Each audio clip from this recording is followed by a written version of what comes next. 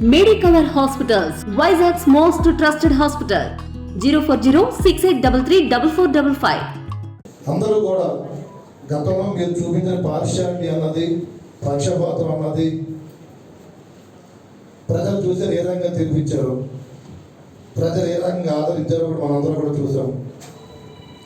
రాబోయే 5 సంవత్సరాలు కూడా మనం మీ మున్సిపాలిటీ పరిధిలో ఏదైతే ఉందో ఈ 31 వార్డులు కూడా ప్రజలందరికీ కూడా అందుబాటులో ఉండి, ప్రత్యేకంగా మున్సిపాలిటీ అనుకుంటే కంటే శానిటేషన్ విషయం కానీ, లైటింగ్ విషయంలో కానీ, డ్రింకింగ్ వాటర్ విషయంలో కానీ, ప్రతి విషయంలో కూడా ఎక్కడా కూడా అవినీతి లేకుండా, దయచేసి చెప్తున్నా, ఎక్కడా కూడా అవినీతి లేకుండా, ఏ మాత్రం అవినీతి కనపడినా చెప్తున్నా, ఇటు ఆఫీసర్లకు చెప్తున్నా, ఇటు పొలిటికల్ లీడర్స్కి చెప్తున్నా, ఎవరిని కూడా వదిలేదు ఉండదు, మర్యాదకి చెప్తున్నా. అది గతంలో నాకు అనవసరం, రివ్యూ చేస్తా నేను. గతంలో ఏ రకమైన అవినీతి దేని ద్వారా జరిగినా ప్రతి ఒక్కరిని కూడా బయటికి తీసే పరిస్థితి కనపడి చెప్తున్నాను. ఏదైనా రాబోయే 5 సంవత్సరాలు కూడా మేము ఏ తప్పిదాలన్నా మీరు ప్రశ్నించావు. మీరు కౌన్సిల్స్లో ఉన్నారు, మీరు మెజారిటీ పీపుల్ మీరు ఉన్నారు, అవసరమైతే ప్రశ్నించండి. ఓకేనా?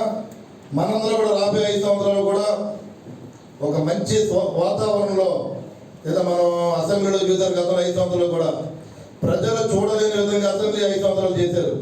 అదేవిధంగా ఈ కౌన్సిల్స్ కూడా ప్రజలందరూ కూడా చర్చించుకునే విధంగానే మనందరూ కూడా ముందుకెళ్ళాలి. దానికి మీరందరూ కూడా సహకరించవలసిన అవసరం ఉంది చెప్తున్నాను. అది ఎందుకంటే మన నియోజకవర్గాన్ని అభివృద్ధి చేసుకోవాల్సిన బాధ్యత మనందరి పైన ఉంది. మనందరూ సమిష్టితో, మీరు ఆల్రెడీ మొదటి నుంచి వచ్చున్నారు, మరి మాలో ప్రతిపక్షం ఉన్న, ఆ రోజు ప్రతిపక్షం కౌన్సిల్స్ కూడా ఈరోజు ఉన్నారు. అందరూ కూడా కలిసి మీరు ఆ రోజు కొంతవరకే మీరు అందరూ కూడా కొన్ని వార్డులకే పరిమితం పనులు చేశారు. మీరు ఆ పరిస్థితి మనం ఇప్పుడు రానవద్దు.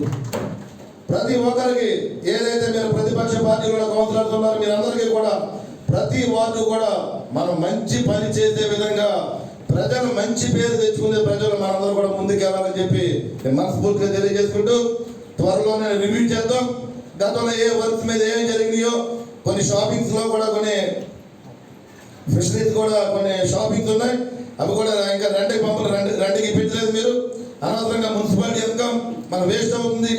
మరి గతంలో మరి ముఖ్యమంత్రి గారు వచ్చినప్పుడు కూడా మీరు దాదాపు శానిటేషన్ నిమిత్తం చాలా డబ్బులు వెచ్చించున్నారు మీరు మున్సిపాలిటీ. ప్రతిదీ కూడా రివ్యూ చేసుకుందాం.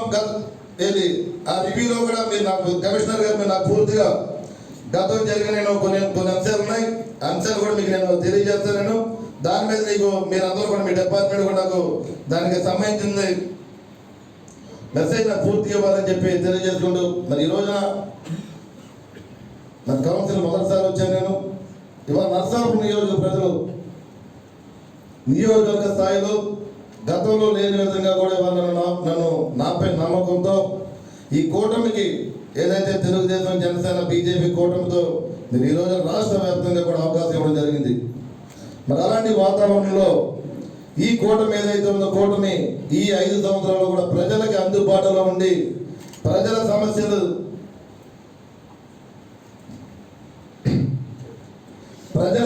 తీర్చే విధంగానే ఈ పరిపాలన మా నాయకత్వం ఉంటుందని చెప్పి ఈ సందర్భంగా తెలియజేసుకుంటూ, ఎవరైనా సరే అధికారం ఉన్నది కదా అని చెప్పి అధికార దాహంతో మనం ముందుకెళ్తే కనుక చూసే ప్రజలు ఏ రకంగా తీర్పిచ్చారో, మనకి ఏ రకంగా ఈ వైసీపీ ప్రభుత్వం ఇంట్లో కూర్చోబెట్టి మనందరూ చూస్తున్నాం.